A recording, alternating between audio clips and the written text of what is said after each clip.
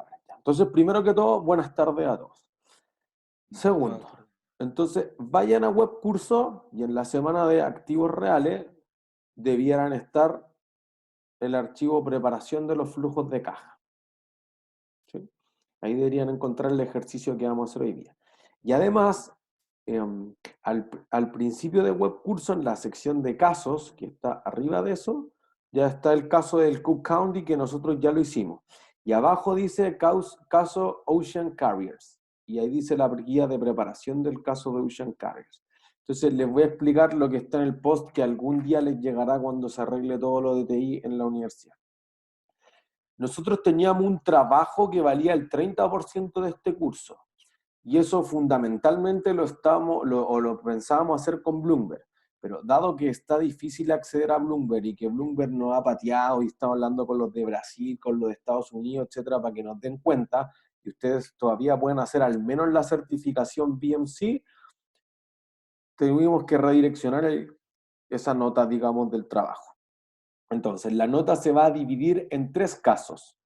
Los 3 casos van a ser, primero el Ocean Carriers, después vamos a valorizar un equipo de fútbol y después al final vamos a hacer un caso de modelos multifactoriales. Cada uno de esos vale el 10% de la nota del curso y entonces eso reemplaza el 30% que era el trabajo como de todo el semestre que íbamos a hacer basado en Bloomberg. ¿Sí? Además de eso, en los un poco más de 2 meses de clases que quedan, debieran haber un par de controles de lectura más y debiese haber un par de trabajos en clases más para tener 4 notas al menos en el ítem de tareas y actividades y 4 notas en el ítem de controles y tareas, y ahí se va a eliminar la peor de todas. Y eso puede suplir a aquellos que se hayan visto levemente perjudicados en el control de la semana pasada. ¿Sí? Entonces podemos eliminar una y eso va a permitir mejorar el promedio. ¿Sí? ¿Sí? Ajá. Entonces, ¿ya se descartó la posibilidad de que trabajemos con Bloomberg? No, o sea, hacer el trabajo general, es que, porque, por ejemplo, si nos habilitan Bloomberg a finales de abril, todavía tienen 2 meses para hacer la certificación BMC. Entonces, ojalá podamos seguir trabajando con Bloomberg, es algo que nos interesa harto, pero para hacer el trabajo del cual ya deberían haber empezado a hacer algo, ya es demasiado tarde y no podemos estar esperando a Bloomberg. Entonces, reemplazamos esa nota con los 3 casos que indicamos en Webcurso. Y si por suerte podemos hacer el trabajo en Bloomberg, ¿qué pasaría con esas 3 notas? No, esas 3 notas ya van a todo a fijo. O sea, si recuperamos Bloomberg, lo vamos a ocupar para la certificación, que la certificación no tiene nota, pero es necesaria para aprobar el lectivo, para seguir utilizándolo en clase, quizás para ciertas actividades que ustedes tengan que ir a investigar, pero una cosa mucho más acotada, más que el trabajo original, que era como que ustedes armaran su portafolio y le fueran agregando y quitando cosas, y después tuvieran, porque no vamos a, eso ya estamos tarde. Entonces, si recuperamos Bloomberg, lo vamos a ocupar para actividades más pequeñas, no para el trabajo grande del curso. Profesor, una pregunta. Vicente. ¿Existe la posibilidad igual de sacarlo después? Por ejemplo, no sé, Sí, obvio. termina el ramo Bloomberg, ¿sí? Sí, o sea, miren, nuestro laboratorio físicamente siempre está disponible en el CEL. Le diría que lo ocupamos muy poco. Por ejemplo, yo en el Magíster de Finanzas dicto 6 secciones del electivo que dura medio trimestre. Entonces, digamos que la ocupamos unas 15%, unas 90 horas al año. Es muy poco.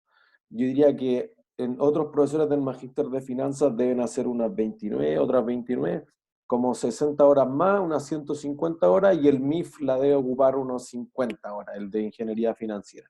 Entonces, hay 200 horas de utilización al año, y no sé, en 200 días al año, si consideramos a 10 horas al día, hay 2000 horas. O sea, estamos ocupando el laboratorio al 10% de capacidad. Todo el resto del tiempo lo pueden ocupar cuando quieran mientras hayan espacio. Entonces, ¿se puede sacar después del electivo? Seguro que sí, lo pueden sacar en cualquier momento. Nosotros, por ejemplo, en el Magíster de Finanzas, ahora queremos hacer que sea obligatorio tener la certificación de BMC, porque es algo que nuestro egresado le ha sumado harto en el currículo. Pero Pero se puede hacer, no necesitan de nosotros, no necesitan estar en el lectivo de la función BMC, solamente nosotros les dimos un código de esa primera sesión que hicimos el viernes allá, porque era para que nosotros pudiéramos ver quiénes cumplieron y quiénes no cumplieron. Pero después ustedes pueden ir personalmente, o si ya tienen el usuario, van y lo hacen y no tenemos que chequearlo nosotros. A ustedes se les va a descargar después de aprobar el certificado digital, que va a decir que ustedes tienen un nivel medio de Bloomberg, que es como ¿Y el solamente se resultado puede final. sacar ese certificado o se puede llegar a un nivel más avanzado? No, solo tienen ese nivel. Ah. En todo el mundo. No hay otra certificación. Están tratando de hacer algo con Bloomberg University, pero todavía no hay una certificación que diga usted tiene Bloomberg avanzado. Aparte diría que si dijera Bloomberg avanzado, no es algo así como que alguien va a decir ya le pago el doble a este egresado. Al revés, lo que pasa es que si no sabe cero Bloomberg, necesito capacitarlo 2 meses y después entonces ya lo estuve capacitando a sueldo de mercado. Prefiero contratar a alguien que sepa el tiro y se pueda manejar con todas las herramientas. Entonces, pero si sabe lo suficiente, no necesito que sea el dios de Bloomberg para ser analista, que es como el puesto de entrada. ¿Entiendes? Después ya es más de la práctica. Profe, Manuel. y el próximo semestre entonces podríamos eventualmente agendar una reunión con usted del laboratorio de Bloomberg para que nos explique, por lo menos la primera vez que nos metamos, cómo poder hacer el BMC. Sí, sí, claro. O sea, de hecho, ustedes van, teclean la función BMC y listo. Y ahí como que te dice haga su usuario, etcétera, y empiezan a ver videos y van contestando preguntas. Y después de 10 horas estarían listos. Claro, no es nada muy complejo. Ah, perfecto. Gracias. Sí, ¿todos claros? Ya, entonces deberían tener abierto este archivo que dice inversiones en activos reales, que es un ejercicio, un estacionamiento con todo lo que hemos visto en las últimas clases, lo que vieron con el profesor Valenzuela el miércoles, etc. ¿Sí? ¿Dónde está? Deberían estar en web curso, donde dice activos reales, donde está el chanchito sobre un fajo de billetes de $100. El último archivo, abajo del control 2 de lectura, Preparación de flujos de caja. 1. ese. Primero del 2020, ese. Profe, ¿y qué hacemos con el Excel? Ahora vamos hacia el Excel. Pues vamos a hacer la solución todo en el Excel. Entonces, para que todos tengan abierto ese archivo. Yo ahora les voy a compartir mi Excel, que no tiene nada. ¿Sí? Yo lo voy a ir haciendo al mismo tiempo que ustedes. ¿Sí? Entonces, primero voy a colocar una pestaña que diga datos, para que después nos sea más fácil buscarlo. Ocupar la misma letra que voy a ocupar en la solución después. Ya, entonces, Profe, una pregunta. ¿sí?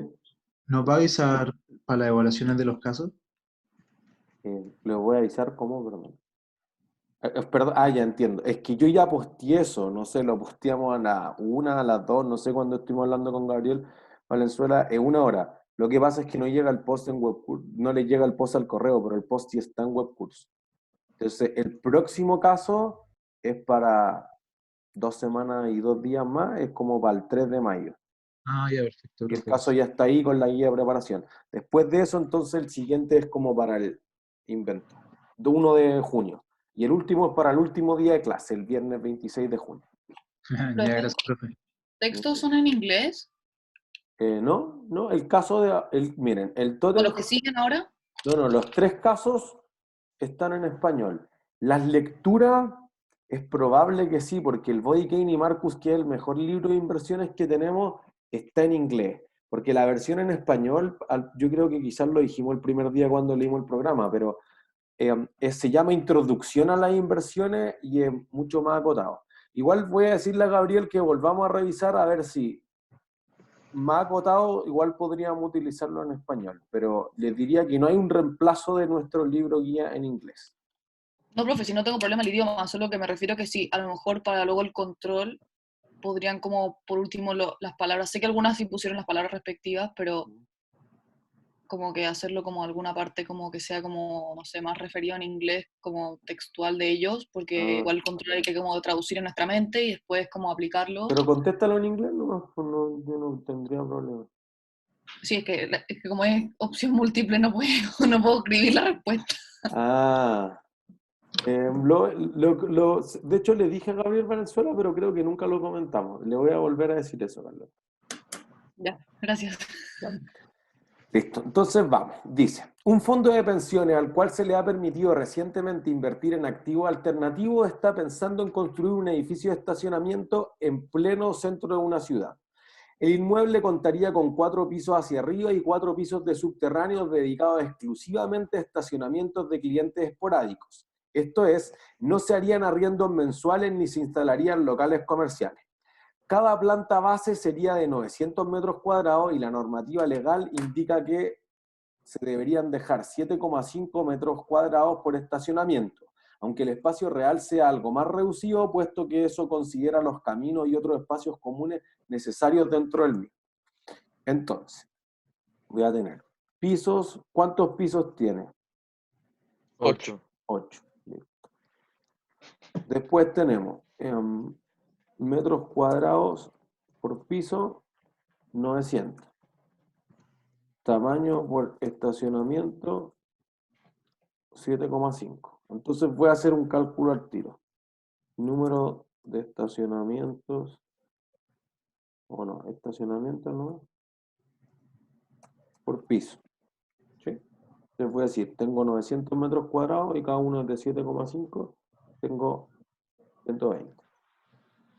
¿Sí?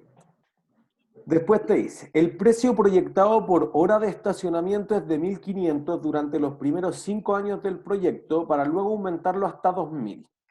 Entonces, sigo aquí. Precios, año 1 al 5, 1.500.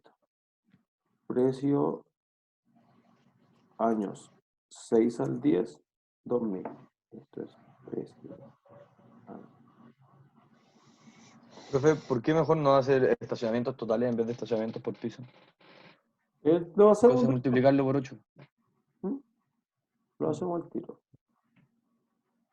Correo. Estacionamientos. Y, profe, ¿por qué no mejor después sube el Excel para no estar haciendo como lo mismo? O sea, ¿vamos a hacer eso? No, sí, seguro que vamos a subir el Excel. Ah, ya, perfecto. Ya sé. Ya, entonces, después, ¿qué vamos a tener? Te dice, la capacidad anual de horas de estacionamiento por cada espacio es de 5.000 horas, ya que algunos momentos como feriados legales, reparaciones, mantenimiento, limpieza y obras sanitarias impediría arrendar los espacios 24/7. Entonces tenemos horas disponibles por año. 5.000 horas. ¿Sí? Después, ¿qué tenemos? Te dice, durante los 2 primeros años de operación se espera alcanzar una tasa de utilización del 40% de los estacionamientos. Para los siguientes 4 años esto aumentaría 60% y los últimos 4 años del proyecto sería de 90%. Entonces, vamos a decir, utilización años 1 y 2, 40%. Utilización años 3 al 6, 60%. Y utilización de años 7 al 10, entonces tenemos 90%. ¿Sí? Después te dice, los costos variables de entregar el servicio que contemplan seguridad proporcional a los espacios y horas estimadas, impresión y pago de tickets o fichas y otros es de un 25% de los ingresos por venta. Entonces, costos variables es 25% de los ingresos por venta. Además, para mantener el negocio andando, se deberían pagar sueldos administrativos fijos que por año representarían un desembolso de 120 millones. Entonces, gastos fijos anuales.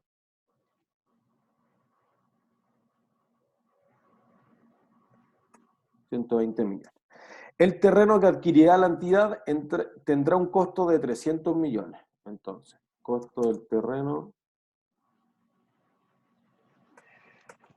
300 millones. La construcción tomará 2 años, con una inversión de 1.600 millones el primer año y de 1.900 el segundo año, entrando en operación al inicio del tercer año. Entonces, inversión en construcción, año 1, 1.600 millones. El mismo formato. Y la inversión en construcción del año 2, va a ser 1.900 millones. Profe, una pregunta. Ajá. Raimundo. ¿Cómo si la inversión en construcción van a estar construyendo el año 1 y 2 ¿Mm? y así todos van a tener una autorización del 40%? Ah, no, por los años de operación. Por eso dice durante los 2 primeros años de utilización. Entonces, si podemos poner como años -1, -2 y -1, o le podemos poner 1 y 2, y después los siguientes 10 años va a operar el proyecto. Ya, eso era que... Buena aclaración. Para operar el proyecto se necesitarán fondos equivalentes al 5% de las ventas de cada año, pero también una licencia de operación que el Estado entrega por 500 millones durante 10 años. Entonces, inversión, voy a poner acá, inversión en NOF o capital de trabajo neto va a ser el 5% de los ingresos por venta. Voy a copiar lo que está. ¿Sí? Y después vamos a decir que inversión en la licencia va a ser 500 millones. Me faltó un cero. Listo. El alto monto de este activo intangible ha hecho complejo que el Estado pueda llevar a cabo la licitación de la misma. Por eso que para incentivar la inversión ha ofrecido una depreciación o amortización acelerada en 2 años para efectos tributarios. Entonces vamos a decir, vía útil tributaria de licencia, 2 años. Listo. El equipamiento de cajero y cámaras de seguridad significará una inversión inicial de 90 millones depreciable en 3 años para efectos tributarios. Inversión en equipos, 90 millones. Y esos 90 tienen una vida útil de,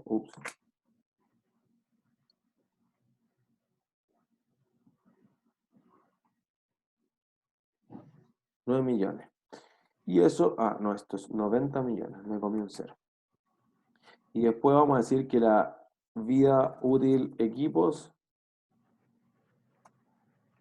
es de 5. 3. Listo. Pero con una vida útil económica de 5 años, momento en el que debería ser reemplazada en su totalidad. Entonces voy a decir vida útil tributaria y vida útil económica, equipos.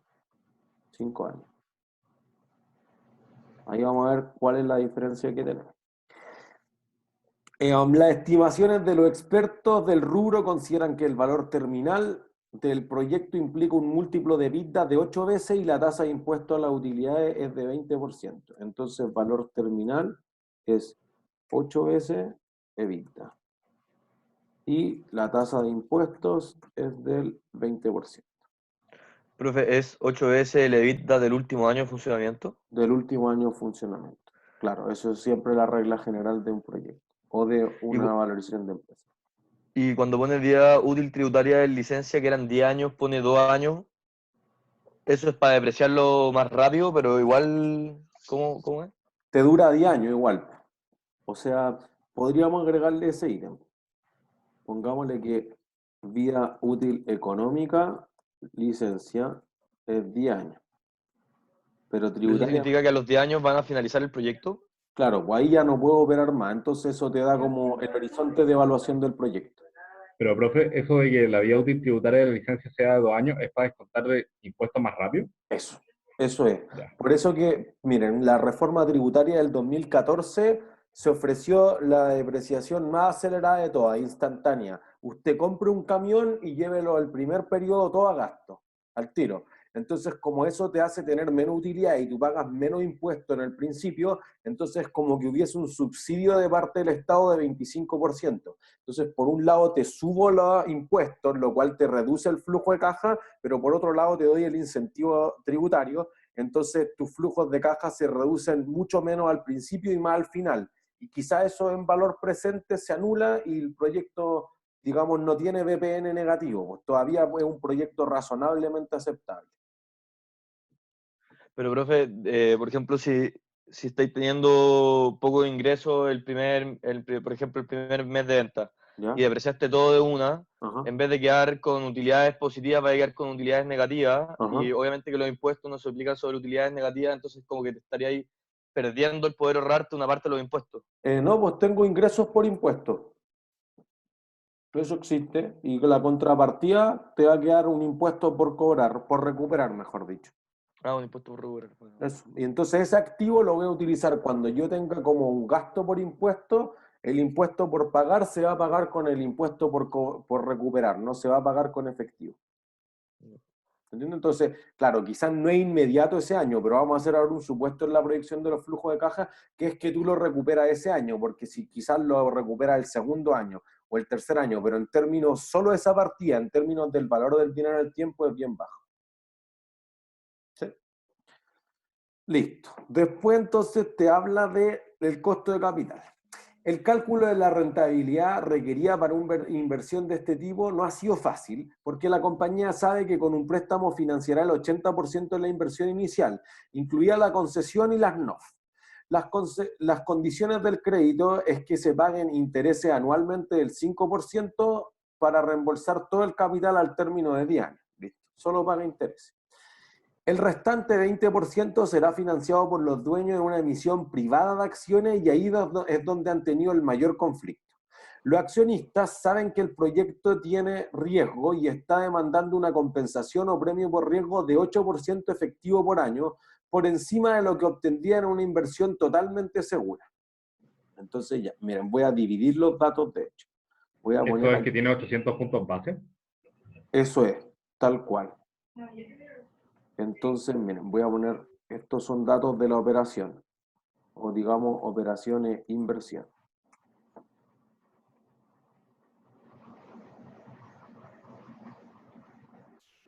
Y luego voy a poner datos de financiamiento. Entonces, el financiamiento, imagínense un balance. Tú tienes el activo que en el que esté invirtiendo, o siempre volvamos al caso Cook County, que habría este curso. Mira, yo tengo este activo que es el estacionamiento y esto debería pagar lo que está al otro lado del balance, los pasivos, que era lo que le pasaba a la gerenta de inversiones. Decía, mira, me renta súper harto el activo, pero el pasivo me cuesta 7,5 al año y quizás eso es imposible de pagar. Aquí es lo mismo. La tasa de descuento o el costo de capital que tengo es lo que estén absorbiendo los pasivos y el patrimonio por el otro lado. Entonces, digamos que con deuda, ¿qué porcentaje voy a financiar? El 80%. Y con patrimonio, o por parte de los accionistas, el 20%. Entonces, puedo decir, mira, el costo de la deuda, ¿cuánto me cuesta al año el préstamo?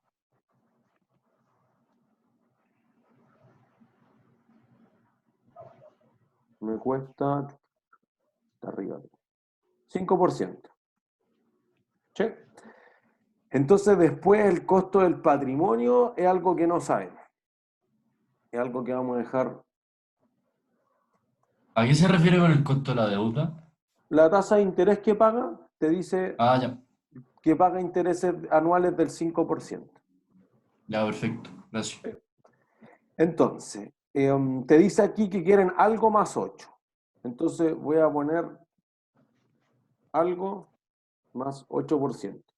¿Sí? Entonces voy a decir, mira, ellos están pensando en una rentabilidad libre de riesgo, que no sabemos todavía, así que debe ser un cálculo también, lo voy a marcar de verde. Entonces te dice, mira, el problema para la administración ha sido encontrar un instrumento financiero libre de riesgo y lo más cercano en la industria ha sido un bono con una clasificación de riesgo AAA, o sea, es lo menos riesgoso posible que existe, de un gran operador de estacionamiento emitido recientemente que promete pagar 1.200 millones en 10 años más y que se transa hoy por 955 millones. Entonces voy a decir, bono AAA, voy a poner, pago bono AAA, 1.200 millones. Profe, ¿con eso qué está calculando? ¿El costo del patrimonio? No sé, estoy todavía anotando los datos, todavía no llego a calcular nada. Sí, solamente estoy anotando. Y te dice, precio del bono AAA, 900 955, 927, 395. Sí, solo te dice eso. Esto es en 10 años más, por si acaso. ¿Sí? Después te dice, aunque un bono con el mejor credit rating posible tiene un bajo riesgo de no pago o default, no es 100% seguro, entonces se habló con una compañía de seguros que ofrece un CDS o un Credit Default Swap. La firma estaría dispuesta a garantizar el pago a todo evento por una prima anual de 50 puntos base. Entonces, prima por eliminar el riesgo, 0,5%. Listo. Estos son los datos. Finalmente, ajá, Tomás. ¿Puedes explicar cómo funciona el CDS? Porque no me queda como muy claro. ¿Ya? Voy a anotar el último dato y ahora les explico qué es un CDS. Finalmente, los gerentes entienden que una inversión en activos reales tiene una mayor complejidad para deshacerse que si invirtieran en acciones y bonos. Dado esto, ese riesgo de iliquidez debe ser compensado con rentabilidades más altas, lo que históricamente ha sido un 1% anual por encima de las inversiones altamente líquidas. Es decir, hay un premio por iliquidez que es de 1%. ¿Sí? Entonces, bueno, lo que te preguntan es, ¿debe llevarse a cabo la inversión o no? ¿Y por qué? ¿Y cuánto estaría dispuesto a ofrecer por cada metro cuadrado del terreno de 1000 metros cuadrados? Entonces, ¿qué es un Credit Default Swap? Un Credit Default Swap es igual que el seguro de un auto. Tú dices, mira, yo voy a comprar un bono de Argentina. Si Argentina no me paga, voy y le digo a esta compañía de seguro, no sé, a AXA en Francia, que me pague lo que falta. Entonces, mira, de los 100 millones que yo invertí en el bono Argentina, Argentina me pagó 20 y se escapó, voy y la compañía de seguro me paga el otro 80. ¿Entiendes? Entonces, como si tú chocaras el auto, va a la compañía de seguro y le dice, mira, páguenme por el choque. Esto es, en términos simples, más o menos lo mismo. Lo que Profe, pasa... una pregunta. ¿El CDS es sobre los 1.200 millones o sobre los 955? Es una gran pregunta. Es sobre los 1.200 millones. O sea, los CDS, el precio de los 50 puntos base, siempre se calcula sobre el valor nominal de la deuda, el valor carátula, el valor facial, el valor par, como quieran llamarlo. ¿Sí? Entonces, si el bono de rentara invento 4% al año, 0,5% de eso se va a ir a la compañía de seguro como la prima que uno paga mensualmente de los seguros. Entonces, te va a quedar libre de riesgo una rentabilidad de 4 menos 0,5, 3,5. ¿Se entiende?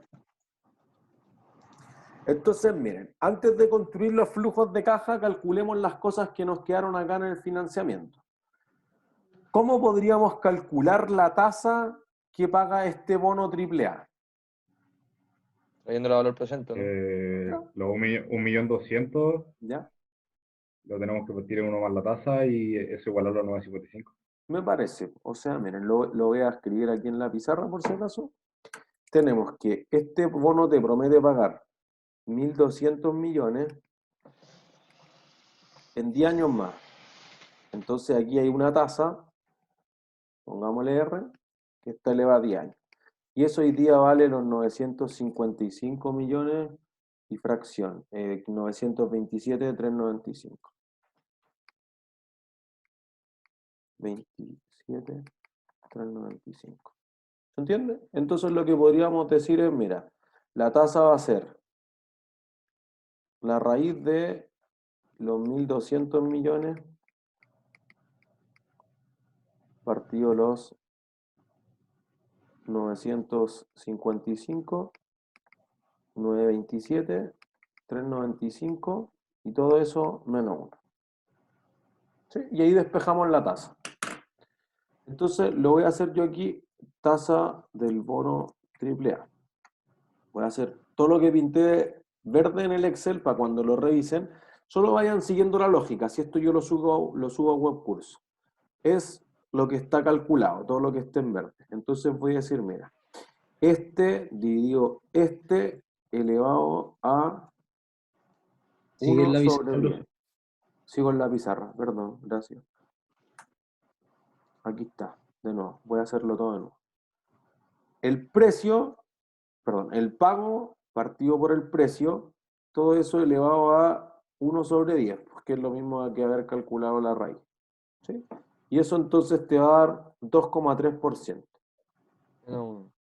Entonces, ¿cuánto va a ser la rentabilidad libre de riesgo? Profe, faltó el menos 1. No, lo puse al final, perdón. Ahí está el ¿Así menos lo 1. puso? Ah, bueno. Si no, me quedaría negativo en el fondo. Entonces, ¿cuánto es la rentabilidad libre de cualquier riesgo? 2,3%. No, ese es casi libre de riesgo. Ah. 3,3. ¿Cuánto? 3,3. 3,3. No, pues fíjense que Hay que agregarle los puntos un porcentuales, bono ¿no? que tiene un riesgo muy bajo te paga 2,3. Entonces uno que no tenga nada debería pagarte más o menos. Menos. Menos. ¿Cuánto menos? 1,8. Eso. Que va a ser el 2,3 menos lo que cobra una compañía de seguro por asegurarte a todo evento que te van a pagar. Menos el premio por riesgo. ¿Se entiende? Y entonces ahora vamos a decir, ya, pues listo. Pero además existe este premio por iliquidez. Entonces la tasa que uno tiene que calcular de descuento es el costo del capital promedio ponderado que le enseñó el profesor Valenzuela el miércoles, el WACC. ¿Sí? Entonces fíjense, voy a decir, 80% de la plata del proyecto me cuesta 5%. Además, el 20% de la plata del proyecto me cuesta 9,8%. ¿Sí? Ya, y aquí viene una complejidad adicional. Los intereses, ¿qué son para la empresa? Pasivo. Bueno, la deuda es un pasivo. ¿Los intereses qué son? Un gasto financiero. Listo. Entonces, si es un gasto, mientras más intereses pague la empresa, ¿qué va a bajar? Los impuestos. Los impuestos, porque va a tener menos utilidad. Entonces, fíjense que la fórmula del WACC requiere que uno ponga neto de impuestos. Y arriba pusimos que la tasa de impuestos es del 20%. Entonces, en el fondo, yo pago de este 5% de la deuda, 1% de la plata de los accionistas y 1% es de los impuestos que iba a pagar al fisco. ¿Sí? Entonces, te queda de nuevo el 5% por 1 menos el porcentaje que pago impuestos financia el 80%. El restante 20% se financia puse costo, y es costo. El No patrimonio. entiendo por qué dice 20 menos 1 o 1 menos 20. Porque es neto de impuestos. En el fondo, miren, lo voy a rayar aquí encima por si acaso. Voy a decir el WACC.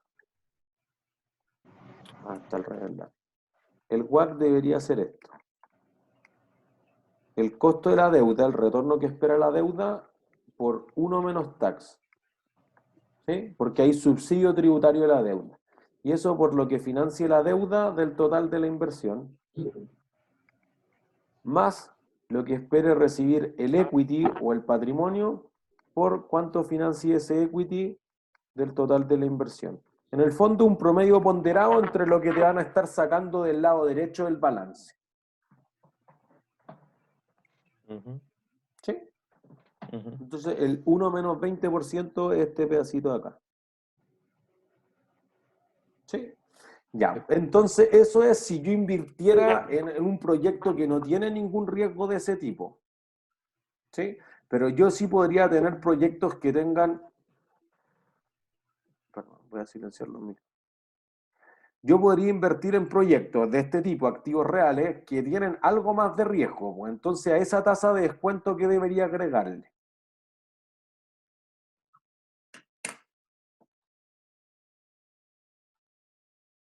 ¿Le tengo que agregar algo más a esto? ¿El premio por iliquidez? Eso es. Entonces voy a sumarle directamente este de acá. ¿Sí? Y eso ocurre con los proyectos privados como este tipo, y ocurre con las acciones también. Las acciones que son menos líquidas, por ejemplo, la Bolsa de Santiago tiene 3 tipos de acciones, entonces tiene por niveles de liquidez. Entonces hay algunas acciones que se transan todos los días a toda hora. Cencosud, Latam Airlines, etc. Pero hay unas acciones que ya son de segunda categoría, que se transan menos, pero que igual se siguen transando. Entonces uno diría, por ejemplo, SMU, Mallplaza, Lipigas, Son acciones que son menos transadas, pero todavía se transan. Después hay unas que son de una tercera categoría, que podría ser, por ejemplo, Clínica Las Condes, Estacionamiento Agustina, en sus tiempos el Grange cuando estaba listado en la bolsa, ¿sí? O podría ser Cementos Bio Bio, Cementos Melón, perdón. Entonces, Club de Golf, el Sporting en Viña, etcétera, el hipódromo, acciones que se transan muy pocas veces. Ya de plano después podrían entrar a una categoría de las que nunca se transan, no sé, Compañía de Teléfonos de Chile, CTC. Una acción que en verdad ya tomó el control prácticamente total Telefónica hace muchos años, lo que hoy día es Movistar. Pero hay un 1% de las acciones que la tiene alguien y una acción que no se transa, no sé, hace 10 años, 20 años. ¿Entiendes? Entonces, esas acciones que son menos transadas, dado que sus inversionistas corren más riesgos porque pueden comprar la acción y después no pueden deshacer la inversión, tienden a pagar un premio por liquidez. Los papers en la práctica demuestran que en Chile, si son acciones muy líquidas en bolsa contra acciones poco líquidas, pagan algo así como en promedio un 1,5% extra por año. Si es una acción que lista en la bolsa versus acciones que no listan en la bolsa, o sea, sociedades anónimas cerradas, entonces es un 2% extra por año, para que se hagan una idea. Aquí le pusimos un 1% y en el fondo esto tiene prácticamente todas las complejidades que uno podría ver en la práctica. ¿Sí? En la realidad, digo. Tenemos la tasa de descuento entonces. Entonces vamos a la construcción de los flujos de caja. ¿Sí? Entonces voy a poner acá, año. Los años que construya, ¿cómo le ponemos? ¿Año 1 o año -2? Díganme ustedes, lo que sea más cómodo. Profe, una pregunta en la tasa de WACC. ¿Qué es el RE? El RE, el retorno esperado por el equity. Ya, gracias. Esto me queda en la pantalla, así que voy a borrar eso. ¿Sí? Entonces le voy a poner, miren, para que sea más claro, le voy a poner -2, -1, o le voy a poner -1 y el año 0. Y desde este año empiezan a operar. Entonces aquí voy a poner que no sean monedas. Y tenemos un proyecto que dura 10 años.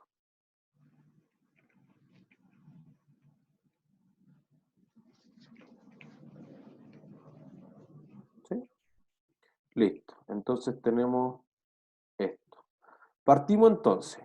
Ingresos por venta. Mira, lo voy a construir un poco más abajo. Voy a decir primero, con todos los datos que tenemos los pisos, los estacionamientos totales y tenemos el precio. Y además tengo las horas disponibles. Entonces voy a poner horas utilizadas.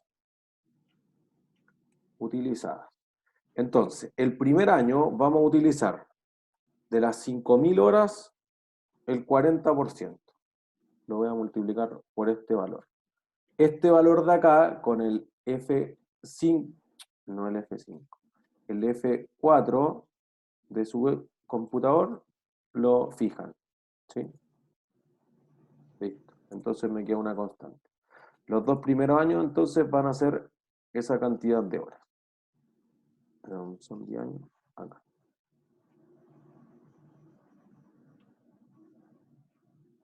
2.000 horas. Listo. Y acá no lo fijé. Debería entonces haber fijado este de acá también. Listo. El siguiente año te dicen que van a ser del 3 al 6 el 60% de utilización.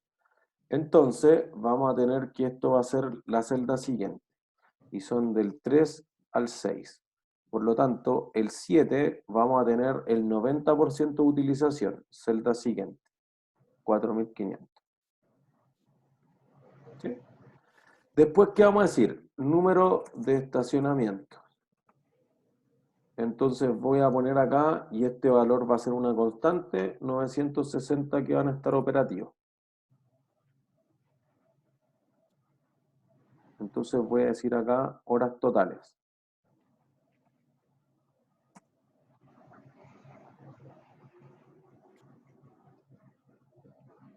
Profe, Ajá. una pregunta del WAP, pero corta, es el retorno esperado sobre el equity, normalmente eso se saca con el CAMP, este modelo. Sí, con el Capital Asset Pricing Model. O sea, hay más modelos. Nosotros por eso después vamos a ver el de 3 factores de Fannie French, el de 4 factores, el de 5 factores, pero normalmente con el Capital Asset Pricing Model, el CAPM. Ya, pues, gracias. ¿No hay de qué? Ya, entonces tenemos el número de horas por año. Listo. Entonces voy a poner una variable más. Voy a decir precio. Te dice que, entonces, el primer año tú vas a cobrar 1.500 hasta el año 5. Y después del año 6 en adelante va a ser 2.000. Listo. Eso es lo más complicado normalmente de un proyecto en la práctica, construir los ingresos. Entonces tenemos el Q, tenemos el P, tenemos los ingresos. ¿Sí? Y ahí está nuestra proyección. Profesor, una pregunta. Ajá. Es que cuando dice el 40%, después el 60%, después el 90%, creo Ajá. que es así, ¿o no? ¿No debería también ser como, ¿por qué el número de ocupación? ¿No debería Ajá. ser también como el número de estacionamiento? Porque no se ocupan los 960. Claro, pues que, por ejemplo, del total, tú tienes 5.000 estacionamientos, perdón, tienes 5.000 horas por 960, mira. Voy a hacer el cálculo acá. 5.000 por 960. Entonces tú tienes 4.800.000 horas que utilizar. Pues el 40% de eso es 1.920.000. El Ya, perfecto. 60%, ¿entiendes? Sí, no caché que había hecho el porcentaje. Ah, Gracias. perfecto. Entonces después, costos variables. Voy a decir, mira, los costos variables deben ser por el porcentaje que tenemos acá, 25% de costos variables. ¿Se entiende? Listo. Entonces se va a gastar esto todos los años. Después tenemos gastos fijos. Profe, salió mal, pues. Ups, buen punto. Debo fijar la celda acá, F4, y ahí sí no debería tener esas pifias.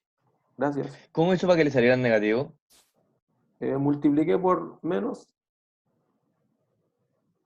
Ah, ahí está. Ujú. De hecho, voy a hacer una corrección para acá. Me gusta el formato contable. Ahí sí. ¿Sí? Entonces después te dice, gastos fijos 120 millones. Entonces voy a agarrar menos esta celda acá, F4, para fijar esto, todos los años 120 millones. ¿Sí? Después, ¿qué otros gastos vamos a tener? Hasta ahí yo creo que es la parte más o menos fácil de la construcción. ¿Qué otros gastos voy a tener? O al menos esto era todo lo que le iba a ver en el TEC de hace 2 semanas. Ahora hay que sacar los costos del año -1 y -2, ¿no? Pero ¿qué costos tengo esos años si no opero? Depreciación. La No tenemos que incluir la depreciación. depreciación y los gastos por financiamiento. Eso es. Miren, voy a poner inversión en terreno para que seamos claros. Y entonces eso es importante, el costo del financiamiento. Entonces, cuando uno evalúa los proyectos, nosotros lo que mostramos en la clase el miércoles fue los flujos de caja libres del proyecto. El flujo de caja libre representa lo que queda de libre disposición. Imagínense su balance.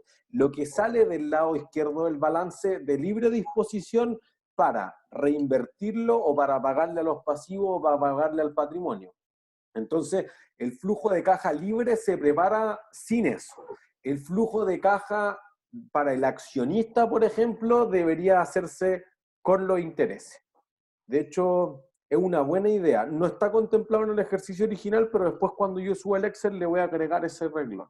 Suena bien hacerlo para el accionista, para que vean cuántos dividendos podrían quedar para pagar, dado que ustedes ya saben valorizar la acción. ¿Sí? Entonces, vamos a decir, mira, tenemos aquí el gasto por depreciación. Entonces voy a ir de a poco. Depreciación, construcción. Gasto.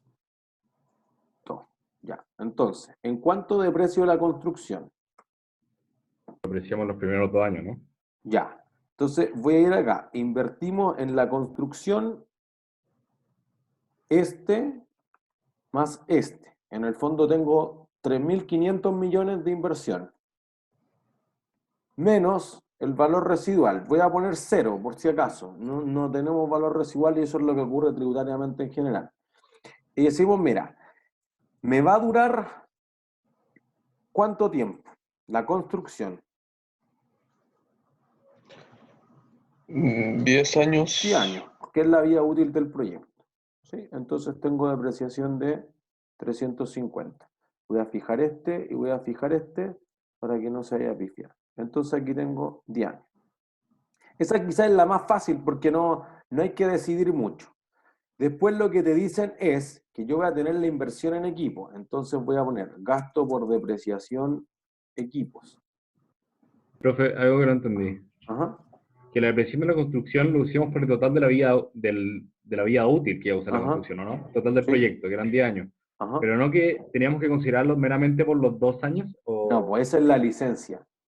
Ah, sorry. Eso. Si si pudiera hacerlo por un año, 2 años, lo que sea más corto, en el fondo, mientras más rápido pueda gastar el activo, mejor. Y obviamente no coloqué el terreno porque los terrenos no se deprecian. ¿Sí? Sí, Entonces voy a poner los equipos. El equipo menos el valor residual de 0, dividido por ¿cuánto tiempo? ¿Por 3 o por 5? Por 3, ¿no? Por 3. Por 3. Mientras más rápido, mejor. Y entonces fíjense que ahí voy a depreciar 30 millones por año. Pero tributariamente... Tenía que fijar eso. Tributariamente voy a depreciar 30. Financieramente voy a depreciarlo durante 5 años. Y eso va a producir que la empresa en realidad tenga una diferencia entre el gasto por depreciación tributaria y el gasto por depreciación financiera. Y eso produce una partida que se llaman impuestos diferidos. ¿Sí? Después de 5 años voy a necesitar comprar los equipos de nuevo. Entonces lo que va a ocurrir es que voy a volver a tener depreciación estos 3 años de acá. ¿Entiendes? Porque necesito reemplazar las cámaras de seguridad, ese tipo de cosas. ¿Sí? Entonces, gasto por amortización de la licencia. La licencia cuesta 500 millones. ¿Y por cuánto tiempo la voy a amortizar? 2 años. Por 2 años. 2 años. ¿Sí? Pueda poner 0, pero siempre presumiblemente los intangibles tienen valor residual 0. Entonces dividido, ¿por qué se cambió? Por 2 años. ¿Sí? Listo. 250 millones cada año. Y ya está. Profe, pero ¿Cuánto? ¿cuál es la idea de que un activo se deprecie tributariamente? No me queda claro cuál es la diferencia con la vida económica del activo. Te ahorro impuestos, pues es que impuesto interno ocupa una cosa que es estándar, entonces te dice, usted compró equipos de tecnología 5 años, pero anda que un arquitecto le dure 5 años un computador, no le da, lo funde al año y medio, ¿se entiende? Entonces podría ser que la vida útil para cada empresa, por eso que se habla de vida útil económica, consume los beneficios económicos en un tiempo distinto a lo que tributariamente te dice. Entonces, muchas veces tributariamente no tiene ningún sentido. O sea, por ejemplo, en Estados Unidos, en la depreciación MACRS, Modified Accelerated Cost Recovery System, es como una tabla que te dice, mira, este año deprecia 8% del valor, el próximo año 15%, después 7%, después 25%, después 31% y después lo que quede. Una cosa así. ¿Cuál es la lógica? Internal Revenue Service. No hay mucho que discutirle a impuestos internos, ¿se entiende? Entonces, pero lo que sí, para efectos, digamos, financieros, es que mientras más rápido pueda depreciar, bienvenido sea, mucho mejor. ¿Sí?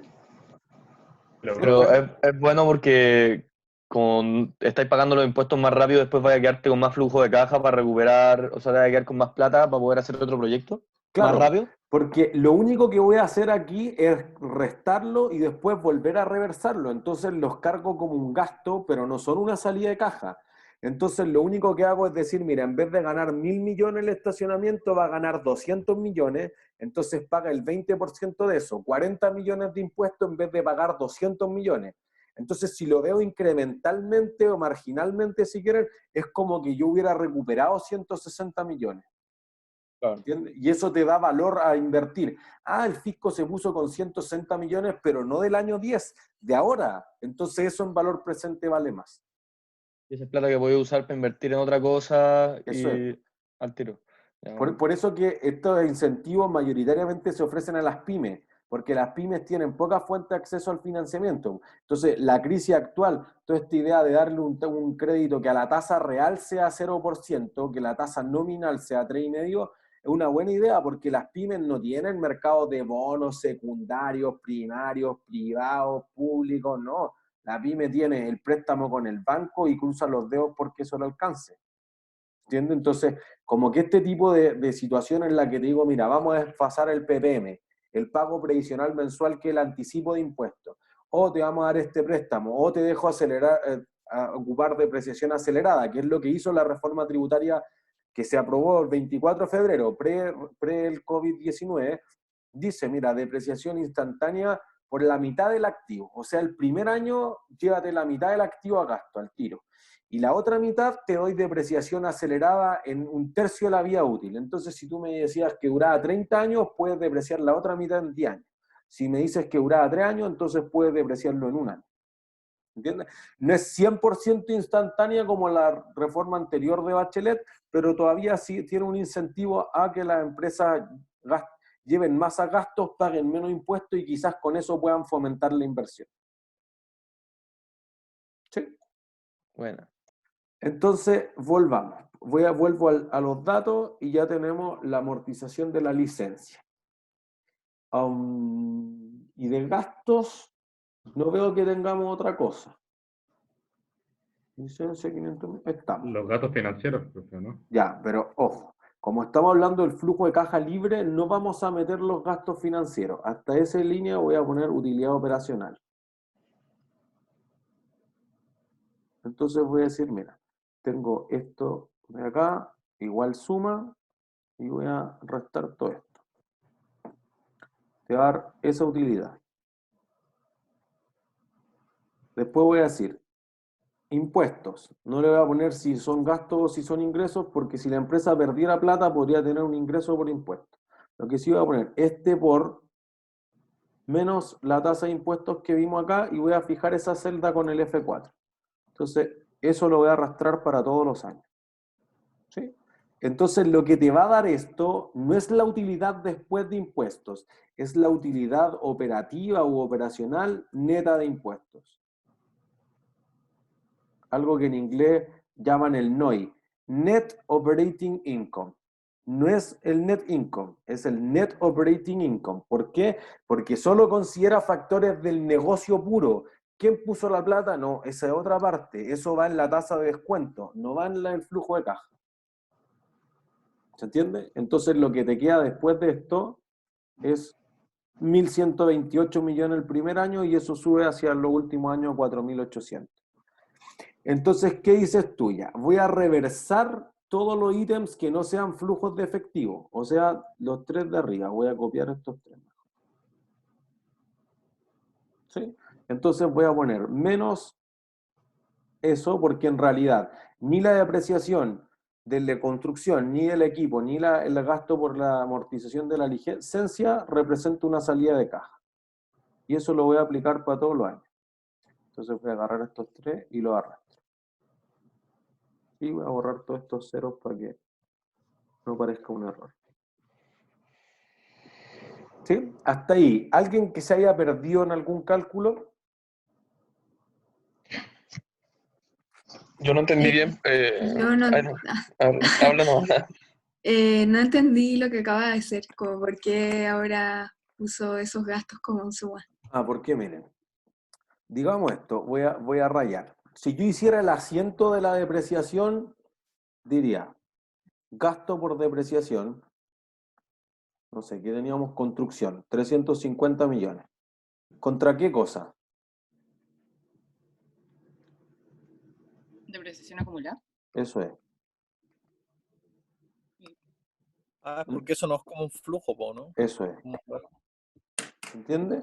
Entonces, por eso no toco la cuenta efectivo. Si alguien me dijera, ah, no, se depreció, entonces acá le pongo caja, claro, no vuelvo a hacer esto. Entonces uno diría, bueno, entonces ni siquiera lo consideremos en el flujo de caja, si lo que estamos preparando es el flujo de caja del proyecto. No, es que influye en la caja. ¿Cómo te influye en la caja? Aquí, los impuestos. ¿Entiendes? Entonces, fíjense, miren, voy a hacer el ejercicio dado que estamos en Excel. Voy a borrar esto. Si yo no considero fíjense, voy a anotar aquí el número. Tu gasto por impuesto en estas condiciones es 282. Si yo no considero la depreciación, el gasto por impuesto es 408 millones. Entonces vamos a decir algo que se conoce como el beneficio fiscal o el escudo tributario. Tú te estás ganando solamente por colocar el gasto por depreciación 126 millones. ¿Se entiende esto que decíamos que el fisco te contribuye a la inversión? Ya, pues el fisco se está poniendo con 126 millones. Si lo quieren ver de manera alternativa, ustedes como empresa tenían 408 millones para pagar impuestos. Fueron al pozo y el fisco le dice, no, mira, solo me deben 282. Ah, ya listo, pues entonces los otros 126 millones los voy a ocupar para invertir en otra cosa. O si no tengo nada mejor que hacer, se los devuelvo a los accionistas. ¿Se entiende? Por eso que, voy a volver atrás, ponemos la depreciación y la amortización y cualquier otro gasto que no sea una salida de caja, pero las volvemos a reversar solamente para hacer el cálculo de los impuestos en el fondo. ¿Sí? Entiendo, gracias. Seba, tú me ibas a preguntar otra cosa. No, era eso, profe, que no entendía por qué había repetido el asiento. ¿No? Reversamos eso. Sí. Entonces, tenemos ahora las inversiones. Entonces voy a poner primero inversión en terreno. Ya, el primer año entonces invierto en el terreno menos 300. Después voy a poner inversión en construcción. Entonces, un año va a ser 1.600 y el otro año va a ser 1.900. Aquí el supuesto de los flujos de caja normalmente es bien difícil que en la práctica los fondos de inversión, los evaluadores, los comités que deciden cosas técnicas vayan a mirar el mes a mes. En el fondo uno así hace la proyección porque tú tienes una demanda mes a mes o semana a semana. O sea, el otro día me tocaba asesorar al gerente de tesorería de una empresa que tiene la concesión de varios terminales de buses y estaban viendo uno nuevo. Decía, mira, a mí no me calza nada lo que pone el gerente general, pero lo que hacían eran, proyectaban un año y lo hacían mes por mes. Ya estos años, mira, hay más demanda en el verano, etcétera, y luego eso lo repiten todos los años. Entonces uno considera que el flujo de caja es como si te llegara todo el 31 de diciembre. ¿Por qué razón? Porque tú si lo traes a valor presente todo el año estás viendo la peor situación posible, porque lo castigaste al máximo. Si en realidad lo hubieras castigado mes a mes, te haría mejor. Entonces, si el VPN o la tira aún así te dan algo para aceptar el proyecto, solo quiere decir que el proyecto realmente va a ser algo mejor que lo que tú dijiste. Esa es la razón de por qué considerar el flujo de caja al final del año. ¿Sí? Entonces, después tenemos, vamos a invertir en la licencia, inversión en equipo, voy a ir primero por propiedades cliente de equipo y después voy a poner inversión en licencia. Entonces, en equipo voy a invertir este año 90 millones. Y dijimos, 5 años después, aquí los equipos los necesito este año para operar. Entonces voy a invertir la misma cifra 5 años después. ¿Sí? Obviamente esto tienen que imaginarse lo físico, pues si tú partes con el estacionamiento el día 1, los equipos tienen que estar el día 0. Entonces justamente en el periodo anterior. ¿Sí? Y la licencia de operación, entonces, le invierto justamente al final del año 0, digamos, que sería por, ¿cuánto era la licencia? Acá está, 500 millones. ¿Sí? ¿Es claro para todos hasta ahí? ¿Alguien que se haya perdido? ¿No?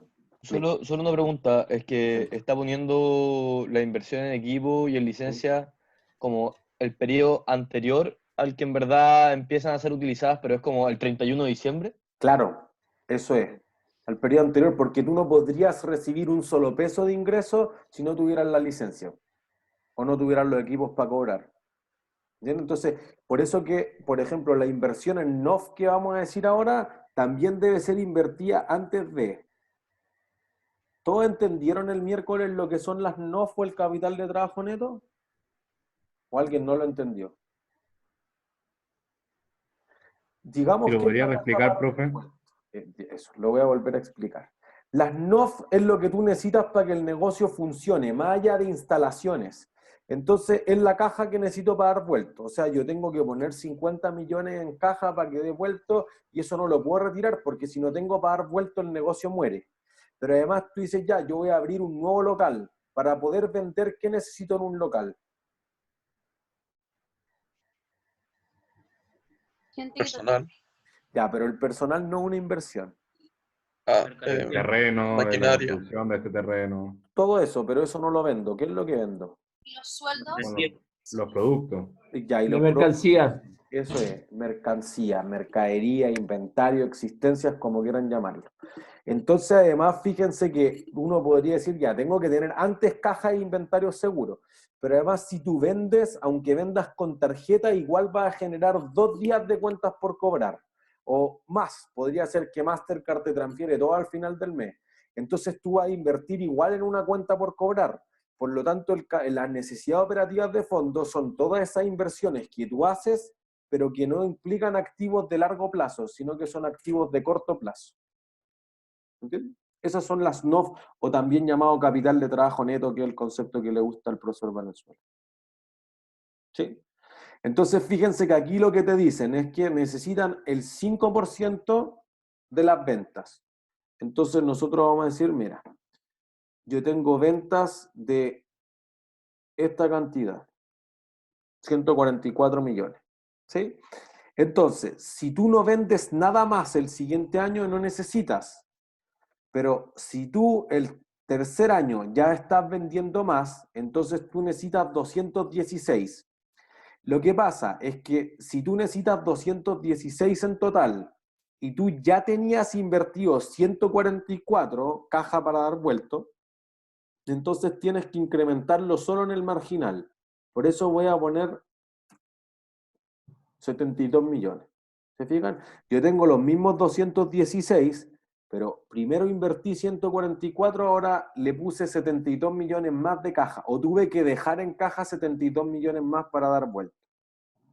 Entonces, ¿cuándo vuelvo a invertir en esto? Acá necesito de nuevo, voy a ocupar este mismo.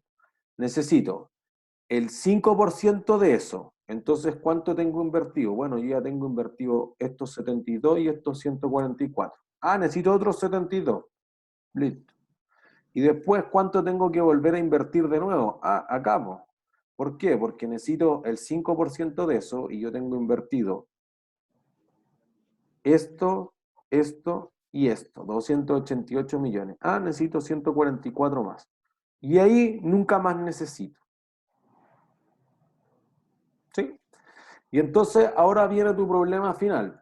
Yo evalúo el proyecto por 10 años, pero el terreno y todo lo que está encima no va a desaparecer en 10 años. ¿Sí? Entonces voy a poner aquí flujo de caja libre.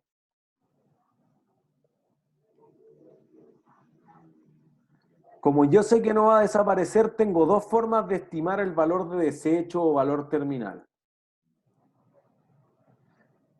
En este caso te dicen, mira, considere que es 8 veces el EBITDA. Ya, listo, vamos a hacer eso. Pero uno podría decir, no, pues mira, si se acaba el negocio, yo lo que voy a hacer es vender en los activos. Listo, ¿cuánto valen los activos? No sé, contablemente valen 100, las vendí por 200, gané tanta plata, pagué tanto impuesto y me quedó esto. Listo. ¿qué además hice? Mira, tengo invertido 144 más 72 más 72 más 144. Tengo 432 millones para dar vuelto. Y como ya voy a cerrar el negocio, entonces puedo recuperar la inversión en el capital de trabajo neto o las NOF. ¿Se entiende? Entonces tú tienes dos opciones. Decir, mira, el negocio se va a vender andando, no recupero nada, no vendo ningún activo, pero me compran mi participación en el negocio.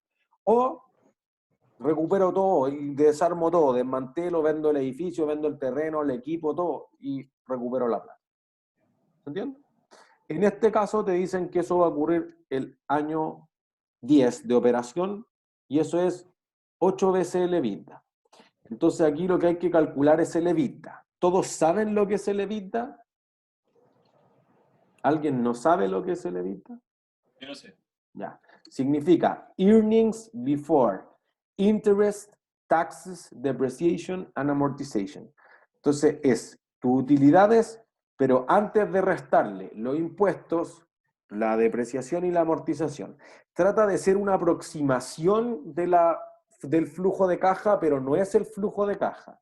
Entonces yo voy a decir, mira, multipliquémoslo por las utilidades antes de la depreciación y la amortización, que en el fondo es tus ingresos menos tus costos variables menos tus costos fijos. ¿Entiendes? Era impuesto, amortización y qué más. Before interest, intereses, taxes, impuestos, depreciación y amortización. ¿Sí? Y listo. Ese es tu valor de liquidación. 8 veces eso, que lo hice mal porque como esto está en negativo, deberían estar sumando. Ahí sí. ¿No incluye depreciaciones? Depreciaciones no, pues porque como la depreciación no es un flujo de caja, entonces trata de no considerarlo, porque no representa una salida de caja. Profe, Ok. Huele. el capital de trabajo neto, el NOF, no se recuperaba al final. Sí, claro, pero como ahora tú supusiste que el valor terminal es 8 veces el EBITDA, es como que yo te vendo la empresa andando, entonces te dejo la caja, te dejo las cuentas por cobrar, los inventarios, te dejo todo andando. Por eso que depende de cómo tú supongas la evaluación del proyecto. Si tú la vendes en marcha, entonces lo haces como el valor presente de una perpetuidad, por ejemplo, y nunca recupero ni las NOF ni los otros activos. Si tú lo haces como el valor de liquidación, entonces Los lo que proyectos. haces es vender todo. Ya. Claro, como cerrar la cortina. En el fondo cierro la cortina y vendo, saco plata de todo lo que pueda. Listo. O no, pues te vendo el local andando, chavo, pero yo me voy a otro negocio. Ya, perfecto. ¿Sí? Y listo. Sumo todo eso y ahí están los flujos de caja del proyecto. ¿Sí? Que esto es lo que considera la mayor cantidad de datos reales de que podíamos hacer en un bloque. Entonces lo que te dicen es, mira, ¿debería llevarlo a cabo o no? ¿Qué debería calcular para saber si llevarlo a cabo? El valor presente neto. Suena bien. BPN o VAN. ¿O qué otra cosa? El retorno de los años, ¿cómo se llama eso? Tasa interna de retorno. La Eso. TIR. La TIR. Entonces voy a ponerlo aquí en celeste. Y voy a poner, mira, voy a correrme uno más abajo y con eso vamos a terminar la clase. Decisión. Entonces voy a decir, mira, la regla de decisión es simple. Si el BPN es mayor que 0, entonces acepto. Si no, rechazo. Ahora digo, si la tasa interna de retorno es mayor que la tasa de descuento que nosotros calculamos acá, entonces acepto. Si no, rechazo. ¿Sí? Entonces, función para Excel. Y miren esto. Valor neto actual. Entonces, aquí viene la complejidad. La fórmula del valor neto actual, VNA, en Excel, te dice ya la tasa. Listo, la tenemos calculada. 6,16%. Listo. Pero considera desde el primer flujo de caja. Entonces, ustedes tienen que decir, ya es todo esto traído valor presente. ¿Por qué? Porque la inversión del año 0 ya está en valor presente. Y en realidad está como está en el periodo -1 para que te quede en el mismo periodo del tiempo. ¿Qué debería hacer? Igual a valor futuro. Eso es. entonces la voy a multiplicar por 1 más la tasa de descuento. ¿Sí? Un detallito, pero te da eso. Entonces, tu valor es de 47.000 millones. Decisiones que debería aceptar. En el caso de la TIR, sí agarran todo esto. Pero si el VPN es positivo, y esto debiera ser importante para los que están haciendo Finanza 1 al mismo tiempo. Si el VPN es positivo y el proyecto se comporta bien porque tiene un solo cambio de signos de flujo de caja, la TIR debería ser más alta o más baja que el 6,16%. La tasa interna. Inverso. O sea, si es más alta, más. ¿Debería ser más alta que la tasa de descuento o no? ¿Y bien? Sí. Más baja. No, más alta. 50%. O sea, se supone que si tengo mayor inversión de BPN, tendría que Ujú. ser más bajo, ¿no? Ah, claro, pues, pero es que, ojo, es que son dos criterios distintos de evaluación, pero en el fondo uno dice, mira, si el proyecto es bueno es porque renta más que lo que cuesta. Cuesta 6,16, pero renta 49%. Entonces es un negocio bueno. Ah, ya caché. Sí, sí. ¿Sí? Y entonces con eso concluimos la clase de hoy día. Miren, yo tengo contador ahora, pero cuando termine contador le voy a agregar lo que era la pregunta adicional que decía, mira, ¿cuánto estaría dispuesto a ofrecer por cada metro cuadrado de terreno? Pero aquí es algo más o menos simple en el fondo. ¿Yo estaría dispuesto a ofrecer más de 300 millones? Bueno, en verdad lo vamos a hacer al tiro. Precio máximo por metro cuadrado de terreno. Entonces, fíjense que es bien simple. ¿Estoy dispuesto a pagar más o menos que los 300 millones? Estoy dispuesto a pagar más que los 300 Más. millones. ¿Cuánto más? El que me genera un valor presente neto igual cero. Eso, o sea, los 47.000 millones más. Pues entonces diríamos, mira, este más el valor absoluto de este es lo que estoy dispuesto a pagar en total.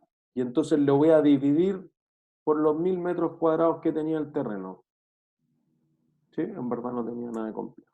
Estoy dispuesto a ofrecer hasta ese valor por metro cuadrado de terreno. Y eso responde todo lo que teníamos en el ejercicio. O sea, a la larga estoy dispuesto a pagar lo equivalente al valor presente neto. Claro. Por eso Ya. que, miren, yo lo hice con el terreno. Quizá, no sé, al menos en mi sección en Finanza 1 a veces ponemos cosas más complicadas. De hecho, una ayudantía así. Porque, por ejemplo, si yo invirtiera más en la construcción o en la licencia, si yo pago más, también se va a amortizar o depreciar más en el tiempo. Entonces te va a cambiar todas las variables. Como que ahí habría que ser algo levemente más complejo. Porque mientras más ofrezco, más beneficios tributarios tengo. El fisco se pone con más plata, entonces si él se pone, yo oferto más. Ah, si yo oferto más y más depreciación, se pone con más plata y te queda como recurrente. Entonces ahí habría que despejar como una ecuación un poco más compleja. ¿Sí? ¿Todos ¿Profe? claros? Ajá. William. Una última duda. Que cuando yo estoy viendo si hacer un proyecto desde el punto de vista de la empresa, que yo soy Ajá. la empresa, ahí usamos el WACC porque la empresa está buscando el retorno sobre el equity y también sobre, obviamente, la deuda. Por Sí. eso usamos WACC. Pero si a mí yo fuera un inversionista externo y me ofrecen acciones de esta empresa, ahí solo estaría usando el CAMP para la tasa de descuento porque yo estoy comprando los activos y los dividendos del Claro, proyecto. ¿No? es que el Capital Asset Pricing Model se ocupa para lo que estima el accionista, porque para el bono es medio evidente, pero cuando tú compras una acción tú no sabes cuánto vas a obtener de retorno, por eso que se calcula un retorno esperado. Entonces, Obviamente el accionista lo ve dependiendo de la deuda que tiene la empresa. claro, O sea, lo que va a quedar después de... Ya. eso es, pues, porque en este caso le podríamos quitar los intereses netos de impuestos y te quedaría como el flujo de caja para el accionista. Y eso traía valor presente a la tasa que habíamos dicho del accionista que era 9,8, y entonces eso en valor presente es lo que deberían valer todas las acciones de la empresa. O sea, ¿sí los impuestos? Sin... Sin los impuestos, porque como los impuestos son, o sea, los intereses son deducibles de impuestos, entonces vamos a poner intereses por 1 menos tax. Ah, ya. ¿Todos claros? Yo no caché cómo armó el flujo de caja libre. ¿Qué hizo ahí? Asume todo. Todo lo que hayan puesto hacia arriba, línea por línea, lo sumé y después arrastré esto hacia el lado. Después dije, tráeme todo esto a valor presente o calcúlame la rentabilidad que esté implícita en todos esos flujos de caja. ¿Sí? ¿Todos claros? Sí, profe, ¿este video Ah. lo puedes subir como antes del miércoles? Sí, obvio. Ya, bacán. Gracias. No hay de qué. Gracias, profe. No hay de qué. Que estén bien. Chau, chau. Chau. Chao, profe, gracias. Chao, que estén bien. Chao, gracias. Chao. Chao, profe.